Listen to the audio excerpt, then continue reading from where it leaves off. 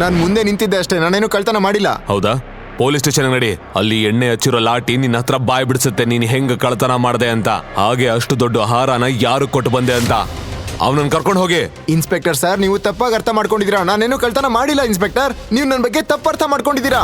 ನಾನೇನು ತಪ್ಪು ಮಾಡಿಲ್ಲ. ನೀವು ನನ್ನ ಮಾತು ಕೇಳಿ. ಪೊಲೀಸ್ ಗೌತಮ್ನನ್ನ ಪೊಲೀಸ್ ಸ್ಟೇಷನ್ಗೆ ಕರ್ಕೊಂಡು ಹೋದ್ರು. ನನ್ನ ಬಿಡಿ ಬಿಡಿ, ನನ್ನ ಯಾಕೆ ಹೀಗೆ ಇಟ್ಕೊಂಡಿದ್ದೀರಾ? ಬಿಡಿ ಬಿಡಿ. ನೀವು ತಪ್ಪು ಮಾಡ್ತಿದ್ದೀರಾ ಸರ್. ಒಳಗಡೆ ಹೋಗಿ ಸೈಲೆಂಟ್ ಆಗಿ ಕೂತ್ಕೋ, ಇಲ್ಲ ಅಂದ್ರೆ ಬಾರಿಸ್ತೀನಿ ನೋಡು.